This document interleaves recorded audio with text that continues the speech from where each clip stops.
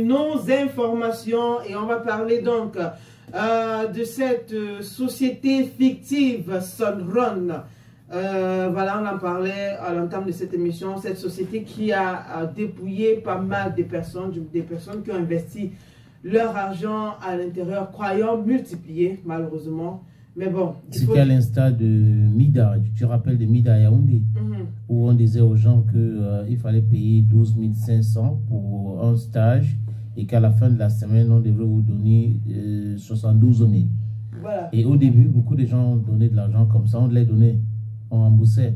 Et un matin, on s'est rendu compte que c'était l'arnaque et l'État camerounais avait arrêté les dirigeants de ces sociétés-là et on avait retrouvé de quoi 1 milliard ou 2 milliards à l'enceinte de leur structure. Et je crois que c'est ma belle-soeur qui m'a parlé de ça l'autre jour, lundi.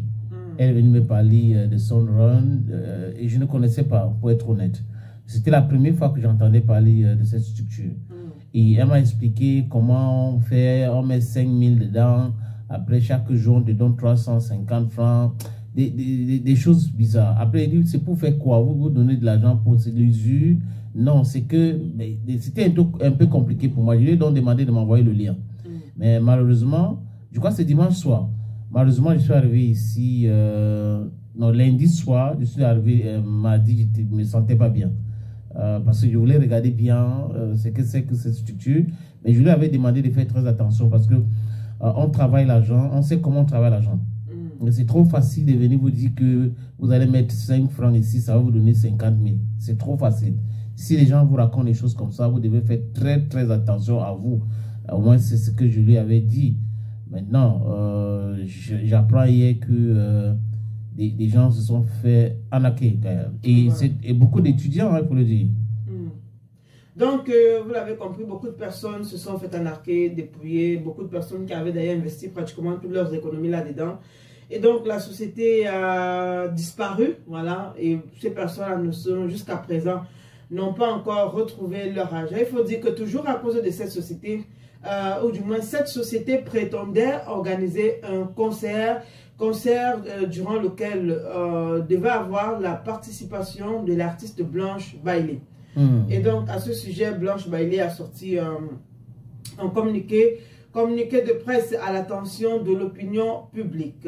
Nous tenons à informer le public au sujet des récentes allégations concernant l'entreprise Sunrun Event qui aurait, par le biais d'un intermédiaire, sollicité l'artiste Blanche Bailey pour une prestation musicale qui était prévue ce 29 novembre 2024, c'est-à-dire demain.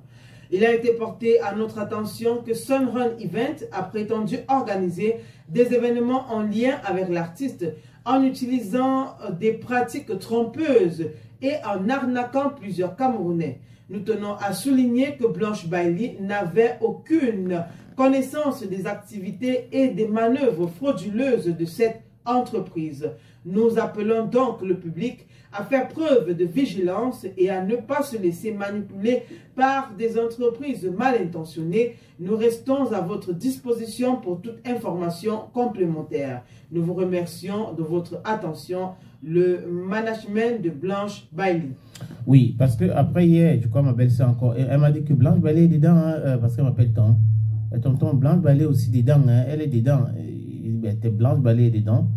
Est-ce qu'elle a publié quelque chose sur cette structure?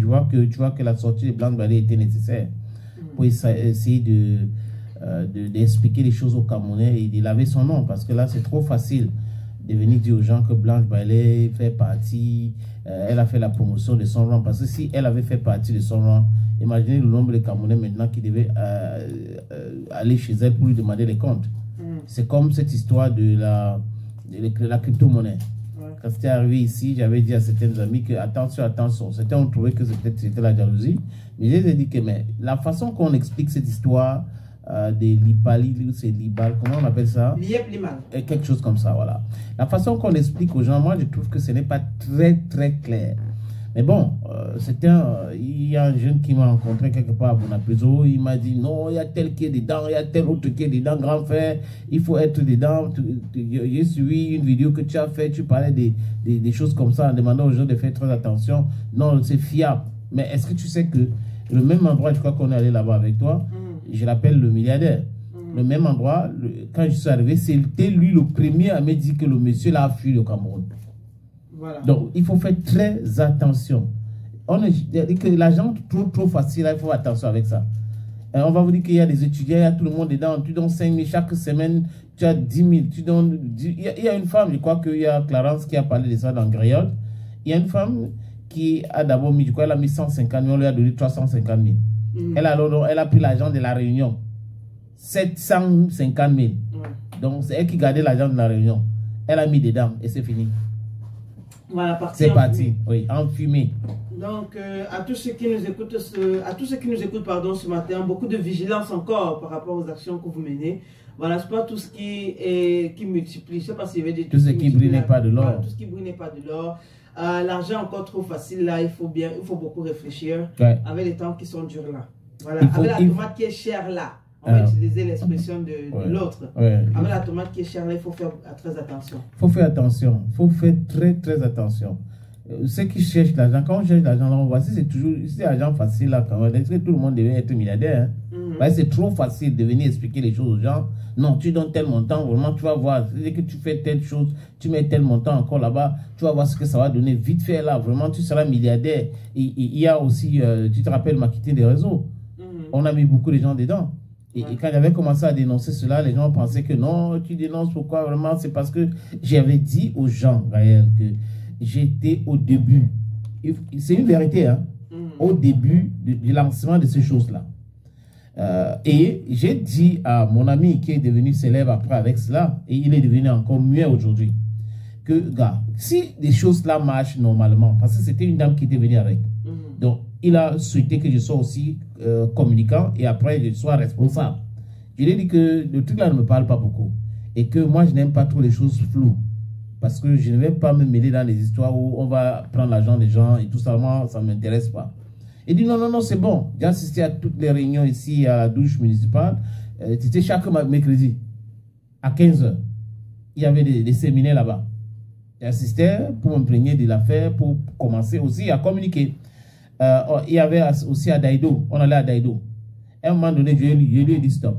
Je me suis arrêté parce que j'ai écouté, ça n'était pas des bougeries.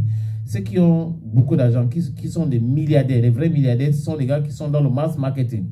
Si tu prends Dangote, c'est dans le mass marketing. Ils vendent le ciment, ils vendent le sucre, c'est le mass marketing. Si tu prends Elon Musk, le mass marketing. Si tu prends Donald Trump, il est dans l'immobilier, donc c'est les maisons, on loue, les hôtels et autres. À Dubaï où j'étais l'année dernière, j'ai vu, c'est gratte-ciel.